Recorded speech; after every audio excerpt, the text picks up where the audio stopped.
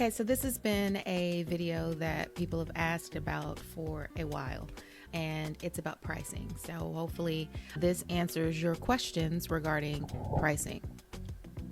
Pricing your services is one of the most critical parts of building a successful cleaning business. And let me tell you, I know and have learned this the hard way, that this is the most important thing. One of my very first big post-construction jobs, it was a large restaurant, and I thought I had everything figured out. Like, I thought I knew how much my labor would cost. I thought I had how much my supplies would cost, how much I was going to pay the team. And so then I gave my quote. But I hadn't accounted for all of the labor. I didn't know that there would be surprises as I started because it was new to me. So I didn't have everything planned out. I missed a few key supplies. I didn't know about some hidden costs that creeped up. And then before I knew it, I was paying more than the quote allowed. I was exhausted from that job, working harder and feeling used because I underbid that job. It took me a few more jobs before I knew kind of the lessons I needed to know and realized that pricing isn't just about hoping for profit or hoping for the best. So today we are talking about how to price your services with intention.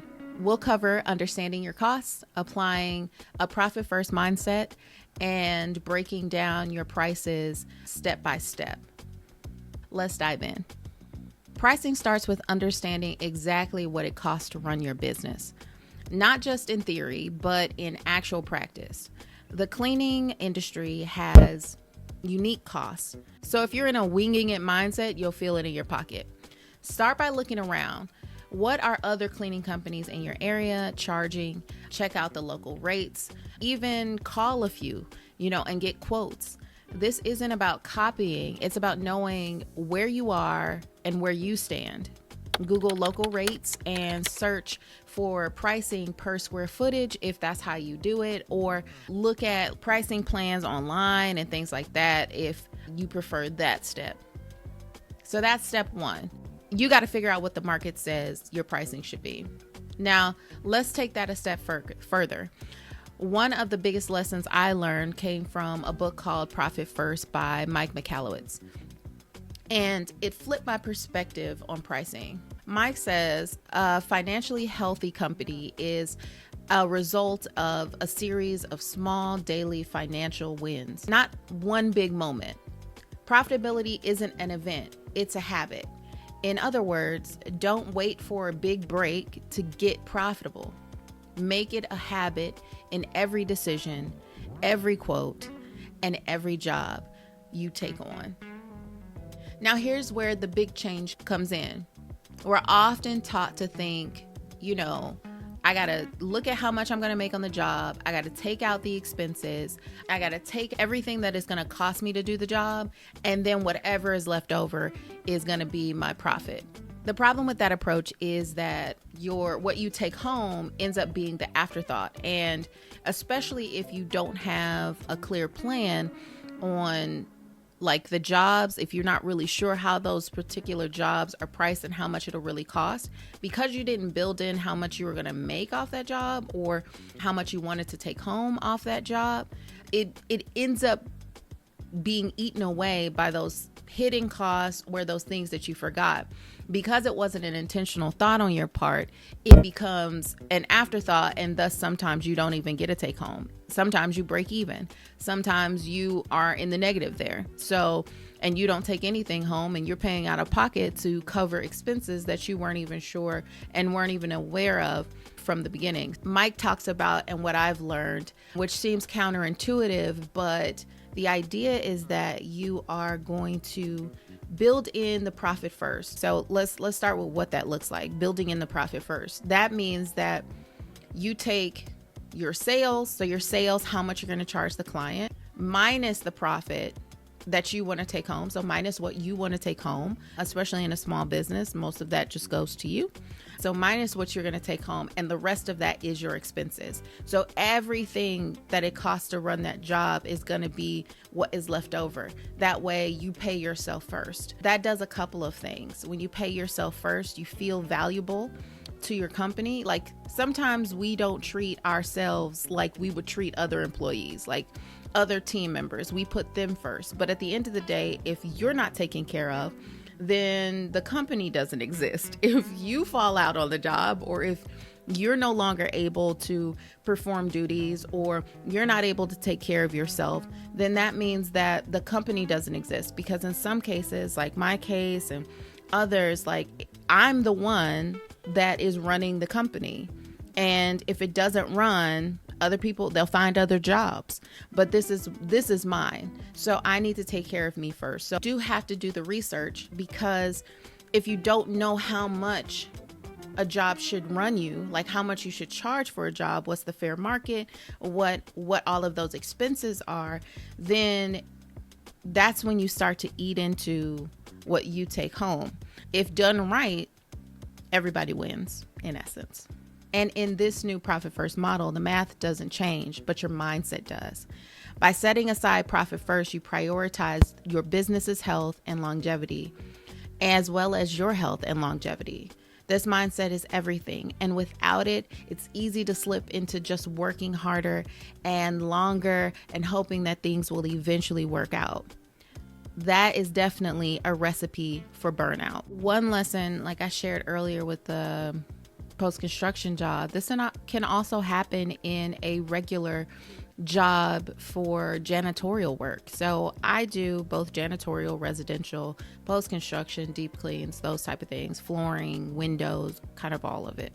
So one of the things that I learned, which was a hard lesson, I did talk about the post-construction before, but I want to also talk about the janitorial side. So for the janitorial side, I had a really large project. I never done anything that large before. It was 400 employee building, but I really believed in myself and I knew I could find the personnel for the job, and I did. The issue came in was that what they wanted done didn't align with the price they wanted to pay. So because I felt desperate, I felt like, oh, this is my big break. Like, this is my big moment. I'm finally moving. You know, I've had all these small contracts. Now this is a really big one. I'm thinking, I got to keep it. I got to take it. And I felt that sense of desperation and excitement kind of all mixed in. So what I did was I compromised how much I would charge that individual client, because I really felt like I needed this job. Like I needed to take on this work. And then in taking on this job, it would prove that I was valuable, that I was able to be a business owner, and that I was growing quickly. Because that's kind of what we think, you know, like we think that if we have more employees, that's success. If we have more people, that's success. If we have big clients, that's success. But I found very quickly that that's not success, because I was absolutely stressed. I was cleaning every night. I was there all day. In order to do that job well, it would have taken about 3 to 4 people to clean at night, because we had the contract at night. But I only really had a budget for 1.5 people. So I was working for free. Then I had to hire people. So then I was like gradually increasing the price every single month. And I ended up losing that contract just because I wasn't upfront from the beginning. But also, I knew going into it that I would not be able to maintain the price that they wanted to pay. They really wanted to have one person do the job, and they were willing to pay somebody's salary. But when you hire a company, there are more expenses that go into having a company that's not just about that one person cleaning the job, because I have more than one person. I have overhead. I have a whole bunch of other things that require my pricing to be the way that it is. And I compromised on all of that because I wanted the job. So I want you to feel confident that you priced based on the value that you offer. Feel like you're stuck in this weird limbo where you know you want to start a cleaning business, or maybe you already have, but every step forward feels messy. How much do I charge? What's the right way to land a client? Or even where do I start? Trust me, I get it. When I started my cleaning business, I made so many mistakes. I priced too high. I wasted hours on walkthroughs that went nowhere. It felt like I was throwing spaghetti at a wall and hoping that it would stick. But here's the thing. Once I figured out how to simplify the process, everything changed. I realized that it's not about reinventing the wheel. It's about knowing the right steps in the right order. And that's exactly what this workshop is all about. On February 7th, I'll be running a live workshop called the Cleaning Business Kickstarter. It's 90 minutes focused on actionable strategies designed to help you finally figure out how to price confidently so you're not undercharging, how to land your first clients without feeling pushy or awkward, and how to set up the foundations of your business the right way. It's simple, it's practical, and you'll walk away knowing exactly what your next step should be. So if you want to grab your spot, now's the time to jump in. Don't wait until February or you will miss your chance. I've been where you are, and I've used what I'm going to share with you in my own cleaning business. Whether you're just starting out or you're feeling stuck, this workshop is designed to meet you where you are and move you forward. So if you're ready to take that next confident step, check out the Cleaning Business Kickstarter. Sign up today and save your spot. And join me live February 7th. The link is below, so grab it before the spots fill up. A job like that, or a job like a post-construction job, here's everything that goes into the price. I consider chemicals, the size of the team, the labor costs, and the equipment. And of course, I add 20% at minimum profit margin on the top to ensure that I'm not breaking even, but growing the business. Now let's break down how I would price a job with the profit-focused approach. For a post-construction job, that means specific chemicals, window cleaning solutions, and specialized supplies. Whether you're buying from Home Depot, Uline, or a local supplier, get the exact numbers for how much the supplies and chemicals will cost. Then you have to factor in your labor, the size of your team, how much you will pay them hourly, and how much time you would need to complete the job. Fair wages lead to quality work, and quality work leads to happy clients. Now, post-construction equipment, let's talk about that. Post-construction jobs often require specialized equipment like special scrubbers or commercial vacuums. So you have to account for if you're going to be renting those or the maintenance of those. So even if you use your own, there is a maintenance cost that happens as a result of you using your own stuff. Then add at least 20% profit on top of that, because this is the foundation of a healthy business. Okay, so let's be real. Keeping track of all of these costs and making sure you're profitable can get overwhelming. That's why I created a pricing calculator. It's designed specifically for cleaning businesses. Now, I hope it helps you. Primarily, the pricing calculator focuses on residential.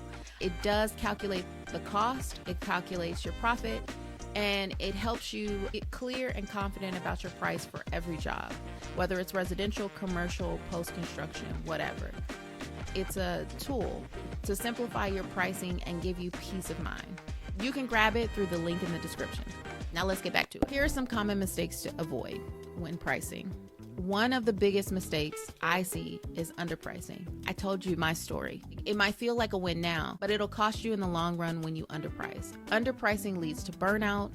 Raising prices later can be tough and overwhelming. Your pricing should be fair to your clients, but also sustainable for your business. Getting your pricing right is one of the most powerful skills you can master as a business owner. Profitability isn't a reward for working hard. It's a habit. You build it from day one. Every quote, every job, every decision, you prioritize your business's health and time. If you want more tools and insights and examples to guide your pricing, check the resources in the description.